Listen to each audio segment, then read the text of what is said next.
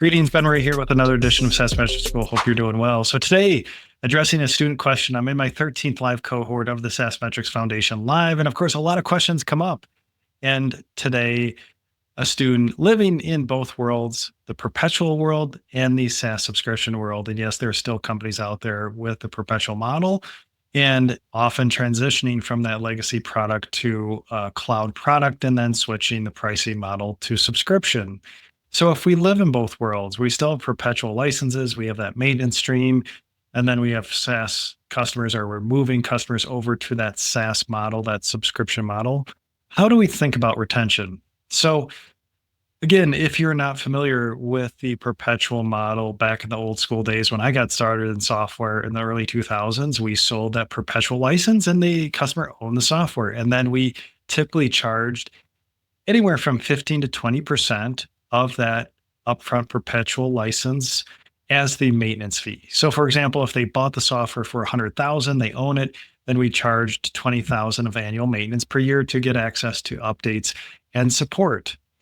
So of course, that's a recurring revenue stream. The maintenance revenue is on a recurring basis. So we can calculate retention on that. But then as we're moving customers from our legacy perpetual model over to SaaS, how should we think about those customers coming over to the SaaS subscription? Should we count them as new? Should we count them as expansion? So my thoughts on this, of course, we're calculating retention on the maintenance revenue stream. So we have that, and we're moving them over to the subscription maintenance or subscription revenue stream. And if I'm calculating retention on that subscription, that new subscription revenue stream, I would have them coming in as a new customer into that subscription MRR waterfall because they're brand new to that, new product, that new subscription model, and then calculating typical revenue retention off of that new subscription model. So new expansion, contraction, churn of those new SaaS customers.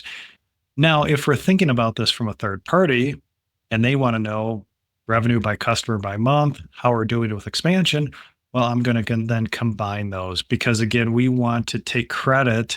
If say IBM is paying us $1,000 a month of maintenance, and now we've transitioned them over to our new subscription SaaS product, and they're paying us $3,000 a month, we want to take credit for that expansion revenue. So in those cases, I'm going to combine the MRR schedule from my maintenance revenue stream, my SaaS revenue stream into one and calculate retention in aggregate for those so I can take credit. But again, I like to do it on maintenance only, subscription only, then combine those. So again, it depends on who we're talking to, who we're presenting these metrics to. So again, very common to see that transition from legacy perpetual over to SaaS. And then I'm going to calculate and track retention that way. And then at the general ledger level, in my revenue section of my P&L, I'm going to code revenue distinctly. So I'm still going to have maintenance revenue hitting its own GL revenue count. I'm going to have subscription revenue hitting its own GL account so I can track those separately and then combine those into, say, a subscription category or a recurring revenue category.